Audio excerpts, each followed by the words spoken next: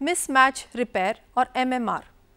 The mismatch repair MMR system plays an essential role in post-replication repair of misincorporated bases that have escaped the proofreading activity of replication polymerases.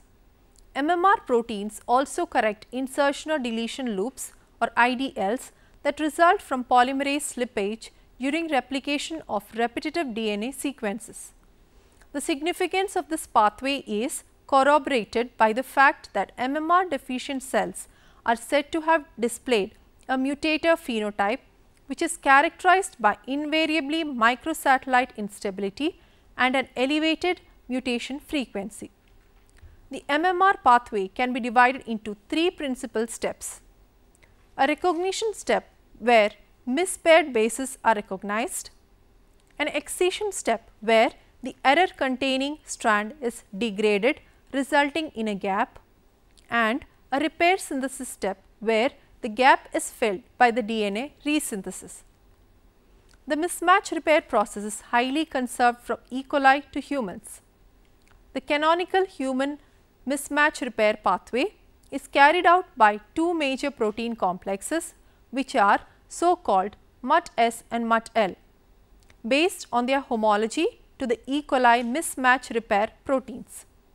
While MUT-S is responsible for mismatch recognition, MUT-L couples the recognition of the mispaired bases by the MUT-S complexes to downstream MMR events which lead to the removal of the strand containing the error. In mammalians, the initial mismatch recognition step is fulfilled by two MUT-S activities that function as heterodimers. The MSH2-MSH6 heterodimer, also known as MUT-S alpha, preferentially recognizes base-base mismatches and small IDLs of 1 or 2 nucleotides, while MUT-S beta, the heterodimer of MSH2 and MSH3, recognizes larger IDLs. Formation of the MUT-S DNA complex is followed by ATP dependent recruitment of MUT-L homologue or MLH complexes. 3 MUT-L activities have been identified and like MUT-S also function as heterodimeric complexes. MUT-L alpha, an heterodimer of MUT-L H1 and PMS2, which contains the primary MUT-L activity approximately 90% in humans and supports the repair initiated by both MUT-S alpha and MUT-S beta. The two additional MUT-L heterodimers consist of MLH1 or PMS2, that is MUT-L beta, and MLH1 or MLH3, that is MUT-L gamma, which may play minor roles in MMR. Assembly of the ATP dependent MUT-S MUT-L DNA heteroduplex ternary complex is necessary to activate exonuclease mediated degradation of the error containing strand. In humans, this degradation is performed by exonuclease 1 (EXO1) through its 5' to 3' exonucleolytic activity. The entry point for EXO1, which may be thousands of nucleotides from the mismatch, is generated via single strand excision by the PCNA or replication factor C RFC dependent endonuclease activity. The extensive gap left by EXO1 is then resynthesized by DNA polymerase delta, which is accompanied by at least 2 other proteins, PCNA and replication protein A RPA.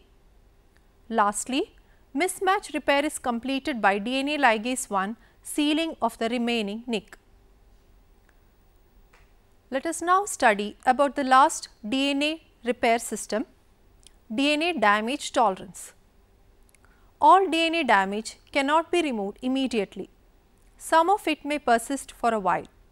If a DNA replication fork encounters DNA damage such as a pyrimidine dimer, it will normally act as a block to further replication.